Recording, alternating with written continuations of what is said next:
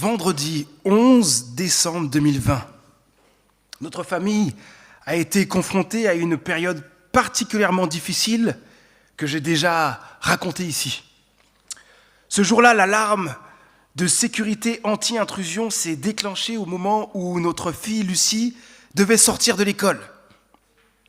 À ce stade, Fanny avait déjà récupéré Noé et tous deux ont dû attendre pendant au moins 1 heure devant l'établissement scolaire. Je les ai rejoints en courant pour qu'ils puissent rentrer à la maison et j'ai moi aussi attendu plus d'1 heure avant de pouvoir retrouver Lucie. Il y avait plein de policiers qui s'assuraient que personne ne s'était introduit dans l'école. Ce moment a été difficile à vivre car nous ne savions pas du tout ce qui se passait. Personne ne nous donnait des nouvelles. Vous pouvez imaginer les pensées qui se sont bousculées dans nos esprits, d'autant plus que cette période était marquée par plusieurs attentats. Quelle joie immense lorsque nous avons retrouvé Lucie, découvrant qu'il s'agissait simplement d'une fausse alerte. Vous attendez plus de 2 heures. Sur le chemin du retour, dans la voiture, Lucie nous a raconté ce qu'elle a vécu. En sortant ensuite de la voiture, j'ai été profondément ému par le chant qu'elle a spontanément entonné. Un chant que j'ai repris avec elle. Aussitôt couché, je peux m'endormir en paix, car toi, Seigneur, toi seul, tu me fais vivre en sécurité. Wow! C'était vraiment fort. Saviez-vous où se trouve ce verset? Comment? Psaume 5? Tu chauffes beaucoup là. Psaume 4, yes! Ce verset se trouve dans le psaume 4. Nous sommes tous d'accord pour reconnaître que lorsqu'on traverse des moments de détresse, de peur, d'injustice, d'insécurité, la nuit devient l'une des périodes les plus difficiles à gérer, car nous avons du mal à trouver le sommeil. Nos pensées tournent en boucle, notre esprit est en proie à une agitation incessante. Il est facile de se laisser emporter par des pensées sombres, des préoccupations qui ne font qu'accentuer nos inquiétudes. Dans certains cas, si l'inquiétude est extrême, nous pouvons même passer une nuit blanche. Eh bien, vous savez quoi? David, l'auteur du psaume 4, vit un moment terrible d'insécurité, d'injustice. Toutes les conditions sont réunies pour l'empêcher de dormir, le pousser à réfléchir toute la nuit, à garder un œil ouvert. Cependant, malgré ces épreuves, David témoigne d'une confiance incroyable en Dieu. Il dit à la fin du psaume 4, je le cite, c'est le chant que j'ai cité tout à l'heure, « En paix, je me couche et aussitôt je dors, car toi seul, Seigneur, tu me fais vivre en sécurité. » Je vous invite maintenant à découvrir ce beau psaume 4 qui peut réellement changer notre vie. À travers ce psaume, nous verrons comment David a réussi à trouver une telle paix, une telle tranquillité au milieu de sa détresse, au point de dormir comme un bébé.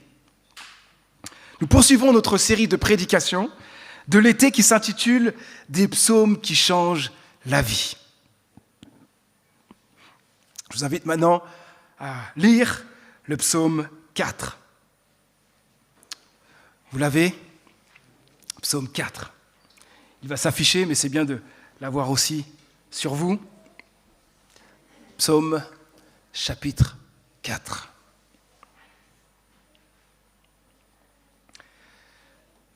Je le cite. Psaume de David, pris dans le livre du chef de chorale, avec instrument à cordes. C'est très précis. Réponds-moi quand je t'appelle, ô Dieu, toi qui me fais justice. Quand j'étais écrasé, tu m'as remis debout. Je t'en prie, écoute ma prière. Vous les hommes, vous attaquez mon honneur, vous aimez ce qui ne vaut rien, vous courez derrière les mensonges. Pour combien de temps encore ? Apprenez ceci, le Seigneur honore son ami fidèle, le Seigneur m'écoute quand je l'appelle. Si vous êtes en colère, ne commettez pas le péché. Réfléchissez pendant la nuit et gardez le silence. Offrez des sacrifices, demandez et faites confiance au Seigneur. Beaucoup se plaignent en disant « Qui nous fera voir le bonheur ?» Seigneur, fais briller sur nous la lumière de ton visage. Au moment des récoltes, les gens sont heureux, leur grenier déborde, le vin nouveau coule en abondance. Mais toi, tu mets en mon cœur plus de joie encore. En paix, je me couche et aussitôt je dors, car toi seul, Seigneur, tu me fais vivre en sécurité. Amen. J'ai cité ce texte dans la version Parole de vie. Voici maintenant les clés que nous laisse David pour demeurer en paix au sein des difficultés. Je vais donner plusieurs points ici. Il n'y a rien d'automatique. C'est pas comme quand on allume la lumière. Vous voyez, il y a l'interrupteur, off, pouf, ça s'éteint, on, pouf, ça s'allume. Donc, les points qu'on va donner, c'est pas « Ok, je fais ça et d'un coup, je suis en paix ». C'est pas vraiment ça. Vous allez voir tout de suite dans la suite de ce que je vais dire. Premièrement, pour demeurer en paix, tournons-nous vers notre Dieu. Tournons-nous vers notre Dieu. David commence ainsi. « Réponds-moi quand je t'appelle, ô Dieu, toi qui me fais justice. Quand j'étais écrasé, tu m'as remis debout. Je t'en prie, écoute ma prière. » On voit que là, il n'y a rien d'automatique ici. Il y a une vraie supplication. David commence en se tournant vers son Dieu. Dieu, toi qui me fais justice. On peut aussi traduire cela ainsi, Dieu de ma justice, Dieu mon justicier, ou littéralement, mon Dieu juste, mon Dieu. Pourquoi David dit-il cela ? Parce que Dieu est son Dieu. Dieu est son Dieu. De même, comme David, Dieu doit être notre Dieu. Cela implique de reconnaître humblement nos péchés, nos désobéissances envers lui.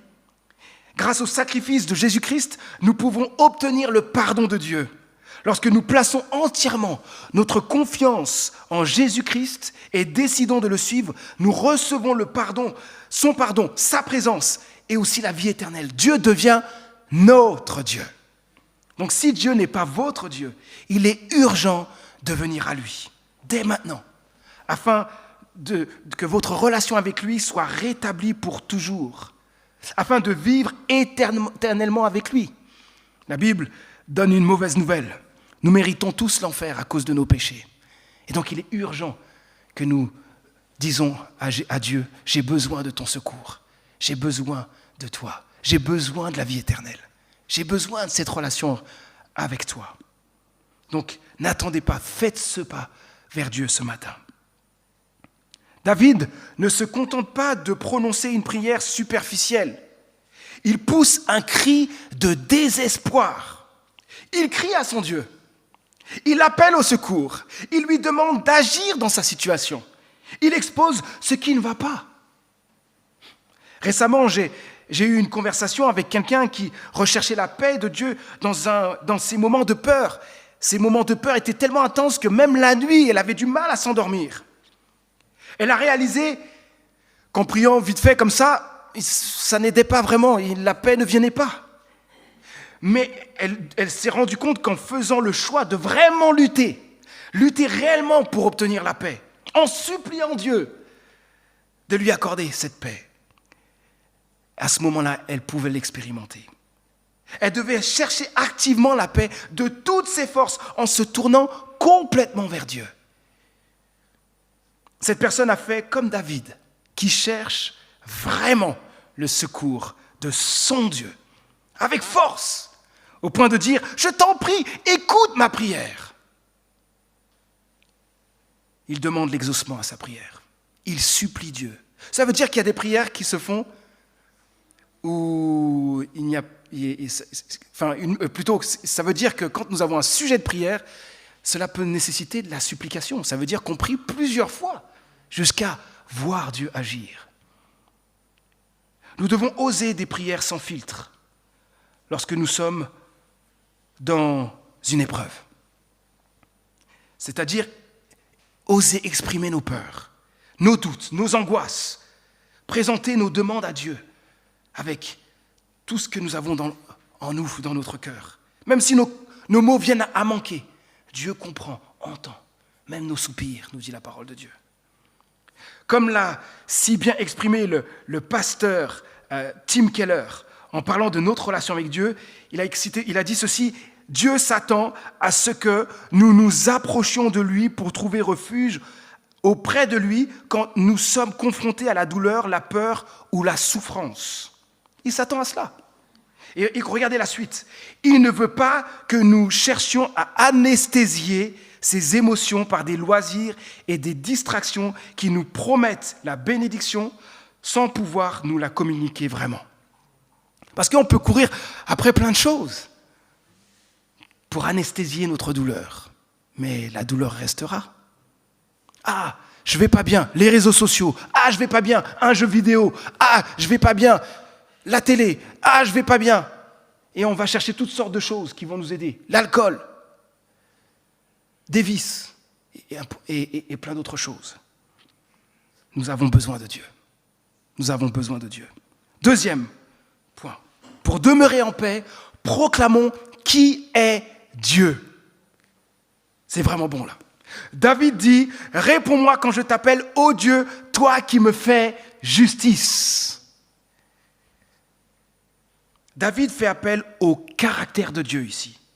Il proclame le Dieu de justice, car il vit une terrible injustice. Il est probable que ce psaume a été écrit lorsqu'Absalom, le fils de David, le poursuivait pour le tuer. Voici ce que le commentaire biblique du chercheur nous dit à ce sujet, concernant le contexte. Je cite, « Les exégètes bibliques ont presque tous admis que ce psaume est étroitement lié au précédent. Si l'on prend en compte les similitudes d'expression et de structure, il semble que les deux psaumes aient été produits par la même crise.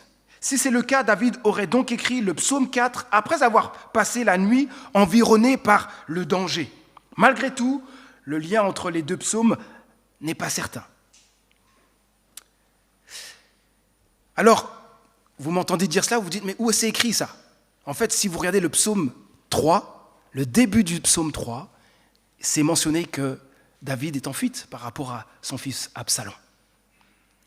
Et je vous propose d'aller dans cette direction, de prendre ce contexte-là. Et pour cela, une bonne question à se poser, c'est pour quelle raison Absalom veut-il tuer David, son père? C'est quand même grave que quelqu'un veuille tuer son père. Alors pour faire court, parce qu'il y aurait beaucoup de choses à dire, les mauvaises motivations d'Absalom mêlent conflit personnel, tension familiale, ambition politique. Sa personnalité joue également un rôle dans la révolte contre son père David, car il est un homme très orgueilleux. Son désir de prendre le trône de son père est aussi influencé par sa fierté personnelle, son ambition démesurée. Étant un homme séduisant, Absalom, car il est charismatique, doté d'un certain charme et capable de manipulation. Absalom a donc astucieusement conspiré et gagné en popularité. Il a rallié le soutien des mécontents d'Israël, les mécontents de la gouvernance de David. Et à cause de cela, David est en fuite pour sauver sa peau. David proclame alors Dieu qui le fait ou qui le fera justice. Il s'attend à ce que Dieu agisse de manière juste face aux rebelles qui sont infidèles à Dieu, alors que lui est resté fidèle. Comme David, réfugions-nous auprès de Dieu, qui agira de manière juste envers nous. Non parce que nous le méritons, mais parce qu'en Christ, nous lui appartenons. Nous sommes ses enfants. Prions notre Dieu qui s'est engagé envers nous à nous protéger, à veiller sur nous. Dieu fera justice. Dieu fera justice. Mais il arrive que Dieu n'a pas totalement fait justice sur terre. Mais ce qui est sûr, c'est qu'à la fin des temps, toute justice sera faite. Toute justice sera faite. Dans nos inquiétudes, dans nos situations difficiles, faisons plutôt appel au caractère de Dieu. Cela enrichira notre vie de prière et l'attente de son exaucement. Selon nos besoins, nos difficultés, trouvons du réconfort en nous appuyant sur les attributs de Dieu. Cela est tellement encourageant dans nos prières. Je vous donne des exemples. Dans nos insécurités, proclamons que Dieu est notre refuge. Face aux tentations, proclamons que Dieu est notre force. Lorsque nous traversons des moments de deuil, proclamons que Dieu est notre consolateur. En cas de maladie, proclamons que Dieu est notre puissant guérisseur. Et lorsque la peur et l'inquiétude nous assaillent, proclamons que Dieu est notre paix. Proclamons le caractère de Dieu. Dieu a tout ce dont nous avons besoin, quelles que soient nos difficultés, nos épreuves. Troisièmement, pour demeurer en paix, rappelons-nous les prières exaucées. David se rappelle dans sa prière que Dieu l'a déjà répondu dans le passé. Il dit au verset 2, « Quand j'étais écrasé, tu m'as remis debout. » Intéressant. Et il affirme aussi au verset 4, « Apprenez ceci, le Seigneur honore son ami fidèle. » Il parle de lui. Écoutez la suite, « Le Seigneur m'écoute quand je l'appelle. » David est profondément persuadé que Dieu agira en sa faveur, en raison de sa grâce. Il agira aussi pour son peuple, car Dieu s'est engagé envers son peuple. Cette conviction prend racine dans sa relation privilégiée avec Dieu, lui qui sert fidèlement. Et cette conviction se nourrit des réponses aux prières passées. Pour lui, c'est une certitude. Quand un malheureux crie, l'Éternel entend et le sauve de toutes ses détresses. Psaume 34, verset 7. Quel beau psaume. Deux choses peuvent nous aider à nous rappeler les prières exaucées. La première chose est de prier de manière précise et de s'attendre à la réponse de Dieu. Écoutez ceci. Watchman Nee, un évangéliste et théologien chinois, vous allez voir sa photo s'afficher. Cet homme raconte une histoire intéressante sur la prière. Écoutez bien. Un frère priait régulièrement, mais lorsqu'une sœur lui demanda « Est-ce que Dieu a entendu tes prières? Est-ce qu'il répond à tes prières ?» Cela l'a surpris. Pour lui, la prière était simplement on dit des choses à Dieu, on communique des choses à Dieu, mais sans nécessairement chercher une réponse spécifique à ses prières. Cependant, suite à cette remarque, le frère commença à s'attendre à Dieu au point de lui demander de répondre à ses prières. Il a réalisé alors que certaines de ses prières étaient vagues, peu précises dans le passé. Auparavant, il se contentait de murmurer des mots sans exprimer clairement ce qu'il demandait à Dieu. Il comprit l'importance de savoir si Dieu répondait à ses prières ou non. Bien qu'il soit chrétien depuis 1 an, aucune de ses prières n'avait reçu de réponse, puisque ce n'était pas précis. Elles étaient imprécises, sans réelle intention. En prenant conscience de cela, il décida de prier de manière plus précise, en exprimant clairement ses requêtes à Dieu. Qu'est-ce qui s'est passé alors? Il a eu des exaucements, les amis. Par cette histoire, Watchman Nee souligne qu'en tant que chrétiens, nous devrions également prier de manière précise et exprimer la réponse de Dieu à nos prières. En effet, Dieu est un Dieu vivant. Dieu est un Dieu vivant.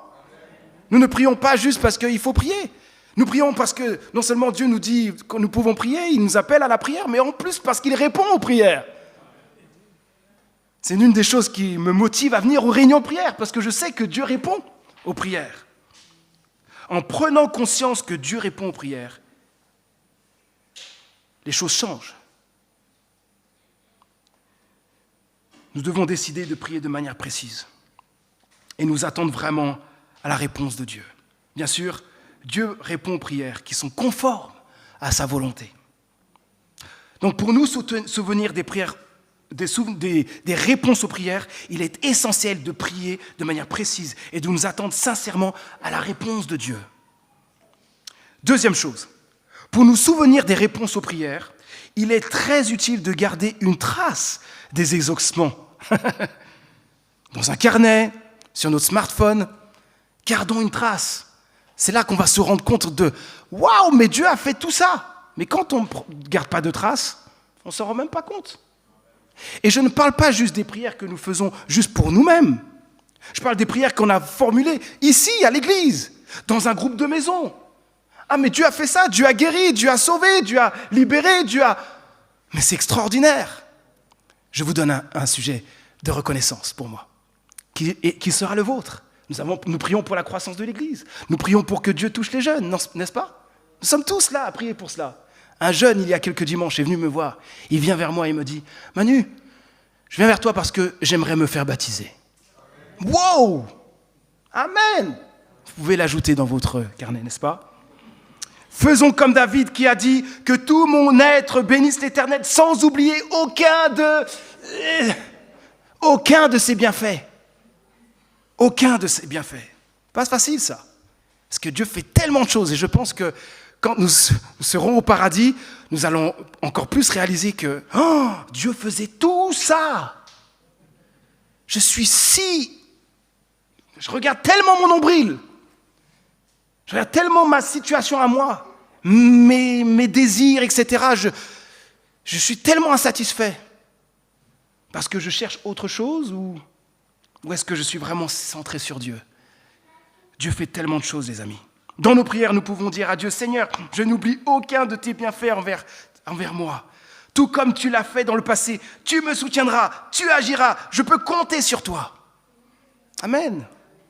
Quatrièmement, pour demeurer en paix, osons affronter notre situation avec sagesse, avec humilité. Le psaume 4, toujours au verset 4 et à 6, dit ceci, « Apprenez ceci, le Seigneur honore son ami fidèle. Le Seigneur m'écoute quand je l'appelle.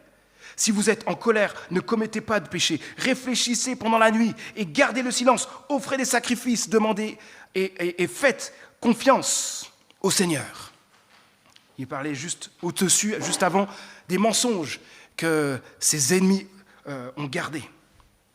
Il les amène à réfléchir. David ose affronter la situation ici. Si le contexte est celui de la révolte avec son fils Absalom, nous pourrions dire ceci.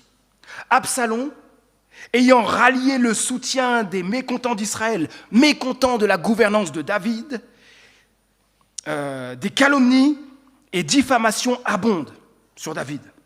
Des voix malveillantes s'acharnent à tenir le nom de David, plutôt ternir le nom de David, à souiller sa réputation par des accusations mensongères, creuses. David alors interpelle ses détracteurs, les pressant de cesser leur déluge de haine. Il rappelle à ses adversaires qu'il est choisi par Dieu. Attention, on ne touche pas loin de l'Éternel. Il rappelle aussi qu'il a une relation intime avec Dieu. Dieu répond à mes prières. Il leur rappelle aussi que leur vain effort pour le renverser resteront infructueux, car Dieu est de son côté. Il les invite donc à se repentir de leur rébellion, à réfléchir attentivement à leurs actions avant de persister dans leur opposition. Car leur rébellion n'est pas seulement dirigée contre lui en tant qu'homme, mais aussi contre Dieu lui-même.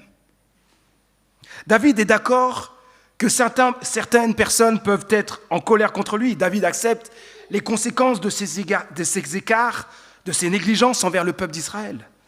Mais ceci ne justifie pas qu'on le haïsse au point de lui ravir le trône par la force et de vouloir l'assassiner, ce qui serait un grave péché contre l'Éternel.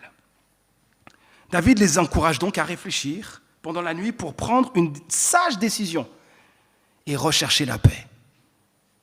David désire la paix, vous l'entendez? Il ne cherche pas à se venger. De même, dans les tensions que nous pouvons vivre, dans nos relations, osons affronter les situations avec sagesse plutôt que de les subir. Combien de fois j'entends des gens, des années après, je leur dis la même chose. Parle-en à cette personne. Ils sont là, oui, ma maman ceci, mon père cela, un tel ceci, un tel cela, dans mon travail ça ne va pas parce que... Parle-en avec cette personne. Et les personnes sont là à subir les situations et elles sont là à blâmer à être en blâme par rapport à leur situation. La situation ne changera pas si juste je me mets à prier. Il faut aussi affronter les situations. Peut-être que ça rejoint certains ici. Pas simple ce que je dis. Que Dieu vous aide si vous êtes dans une situation bloquée. De même, dans les tensions que nous vivons, osons affronter donc les situations avec sagesse, plutôt que de les subir. Lorsque des désaccords surgissent, abordons-les directement avec les personnes concernées. Faisons-le avec sagesse. Je souligne plusieurs fois sagesse, parce qu'on peut venir et laisser exprimer notre colère, y maîtriser, alors que Dieu veut pour nous que nous venons avec sagesse, en étant dans l'humilité, prêts à restaurer la relation. Laissons l'orgueil de côté, faisons preuve d'humilité pour reconnaître nos erreurs, en étant prêts aussi à pardonner à ceux qui nous ont blessés. Parfois, les circonstances exigeront davantage, les amis, comme recourir à la justice pour mettre fin à des actes de harcèlement, de viol, de violence ou autres comportements graves. Gardons ceci à l'esprit. Il ne nous appartient pas de rendre justice. Plutôt confions-nous en Dieu, qui détient le pouvoir d'accomplir la justice en notre nom. La Bible le dit mieux que moi. L'apôtre Paul a dit dans Romains chapitre 12, verset 19, « Mes amis, ne vous vengez pas vous-même, mais laissez agir la colère de Dieu. » Verset 21, « Ne te laisse pas vaincre par le mal. Au contraire, sois vainqueur du mal par le bien. » Ayons la sagesse d'attendre avec patience le secours de Dieu. Sa justice qui s'accomplit. Il fera justice en son temps. Adopter cette attitude préservera notre cœur, nous mettant à l'abri de réactions que nous pourrions ensuite regretter. Donc, soyons sages, mais affrontons la situation, les relations compliquées, les tensions, pour régler ces choses dans la présence de Dieu. Cinquièmement, pour demeurer en paix, recherchons vraiment Dieu. Recherchons Dieu lui-même. La suite du psaume, verset 7, « Beaucoup se plaignent en disant, qui nous fera voir le bonheur ? Seigneur, fais briller sur nous la lumière de ton visage. » Au moment des récoltes, les gens sont heureux, les greniers débordent, le vin nouveau coule en abondance. Mais toi, tu mets en mon cœur plus de joie encore. Waouh! Waouh! Ici, David voit peut-être ces gens israélites fidèles soupirer après le repos et les aliments dont ils sont privés. Parce que dans le texte, on suppose qu'il y avait un problème ici, certainement de famine. Je recite le verset 8. « Au moment des récoltes, les gens sont heureux. » Il y a ici un appel, juste un peu avant, beaucoup se plaignent. Donc on peut supposer qu'il y a ici un problème de nourriture. Et donc, les gens sont là à soupirer après le repos et après, ils veulent des aliments, ils ont faim. Il sait aussi, David, que d'autre part, l'armée ennemie dispose de tous les biens qui lui manquent. Par conséquent, de nombreux membres de son peuple se plaignent, aspirant au bonheur. Mais David exprime quelque chose d'incroyable. Écoutez bien la suite. Par-delà les secours dont ils ont besoin, l'insécurité qui règne, le manque de nourriture, les lamentations qui s'élèvent de son peuple, David affirme que son bonheur et sa joie trouvent leur source en Dieu. Bien sûr, il souhaite ardemment la délivrance. Bien sûr, il souhaite manger un bon poulet. Mais il veut des jours meilleurs. Mais ce qu'il désire par-dessus tout, c'est la présence de Dieu. C'est Dieu lui-même. C'est le secours de Dieu. C'est que Dieu se révèle à son peuple. Fais briller sur nous la lumière de ton visage. Dans nos tempêtes, se focaliser uniquement sur la délivrance désirée risque de nous décevoir, les amis. Je redis. Dans nos tempêtes, se focaliser uniquement sur la délivrance que nous désirons risque de nous décevoir. Toutefois, en nous accrochant à Dieu avec confiance, en lui laissant la liberté d'agir selon sa volonté et en recherchant ardemment sa proximité par-dessus tout, nous serons comblés par trois bénédictions extraordinaires. Une connaissance plus profonde et intime de Dieu. Un réconfort apporté par sa présence. Et enfin, de nouvelles forces pour faire face à nos épreuves. Waouh! Rappelons-nous ceci, notre relation avec Dieu est la source ultime de consolation et de soutien dans les moments difficiles. En nous abandonnant à sa volonté et en cherchant ardemment sa proximité, nous expérimenterons une paix et un réconfort que rien d'autre ne peut égaler. Rien d'autre. 6e et dernier point. Pour demeurer en paix, restons confiants en Dieu. Verset 9 qu'on a cité au tout début de ce message. « En paix je me couche et aussitôt je dors, car toi seul, Seigneur, tu me fais vivre en sécurité. » Il y a un jeu de mots, car le terme « sécurité » en hébreu est de même racine que « confiez-vous »,« faites confiance » du verset 6. Intéressant. Sécurité, confiance. Sécurité, confiance. Même racine. David faisait preuve d'une confiance totale en Dieu au milieu de ses problèmes. Lorsque l'un de mes enfants se blesse gravement, leur premier réflexe est de se précipiter dans mes bras ou ceux de Fanny. Pourquoi ? Parce qu'ils ont besoin d'aide. Et aussi parce que nous représentons pour eux une source de sécurité solide, fiable.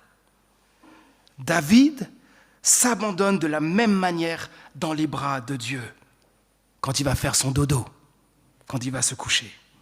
Il est conscient que Dieu seul peut lui accorder une paix durable, une véritable sécurité. J'aime ce que Axon nous a dit à la réunion de prière. Jésus est le prince de la paix. Prince de la paix. Ça veut dire qu'il est le seul à pouvoir donner une paix durable en toutes circonstances. La paix avec Dieu, dans notre relation avec Dieu, et la paix aussi au quotidien. Chaque fois que nous faisons face à des moments difficiles, deux choix s'offrent à nous. Nous éloigner de Dieu. Oh, qu'est-ce qu'il fait ? Pourquoi il n'y fait rien pour moi ? Nana. Et on s'éloigne de Dieu et on va chercher d'autres choses. La deuxième option, nous réfugier dans ses bras pour y trouver une sécurité inébranlable. Ce deuxième choix doit être pris, les amis, toutes les fois où nous passons par une épreuve. Mes amis, courons dans les bras aimants de Dieu notre Père. Que chaque épreuve que nous traversons devienne une occasion de renforcer notre intimité avec lui et d'augmenter notre joie, la joie de sa présence. Amen. Je conclus. Comment demeurer en paix au sein de la détresse ? Tournons-nous vraiment vers Dieu. Proclamons qui est Dieu. Rappelons-nous les prières exaucées. Osons affronter notre situation avec sagesse et humilité. Recherchons Dieu lui-même et restons confiants en Dieu. Je prie. Notre Dieu, tu ne nous as jamais promis une vie sans souffrance. Au contraire, tu nous as avertis que nous aurions à affronter des épreuves et des tribulations. La bonne nouvelle, c'est que Jésus-Christ a vaincu le monde. La bonne nouvelle, c'est qu'un jour, la souffrance prendra fin lorsque Jésus-Christ reviendra. En attendant ce jour merveilleux, tu nous accordes l'immense privilège de faire appel à toi, afin que nous puissions expérimenter la paix de Dieu qui surpasse toute intelligence. Qu'importe les épreuves auxquelles nous faisons face, nous pouvons les traverser avec toi et goûter à ta paix. Notre Dieu, nous te demandons pardon pour toutes les fois où nous avons manqué de foi. Pardonne-nous pour les moments où nous avons négligé ta présence, optant plutôt pour un réconfort superficiel ailleurs qu'en toi. Nous avons vu ensemble que nous pouvons, oui, expérimenter une paix qui surpasse toute intelligence au cœur de nos détresses. Alors notre Dieu, pour demeurer constamment dans ta paix au milieu de l'adversité, aide-nous à nous tourner de toutes nos forces vers toi, à proclamer qui tu es, à nous rappeler tes exaucements à nos prières, à oser affronter notre situation avec sagesse et humilité, à vraiment te rechercher et à rester confiant en toi. Te remercions infiniment, notre Dieu, pour la paix que tu désires nous accorder en toutes circonstances. Au nom de Jésus. Amen.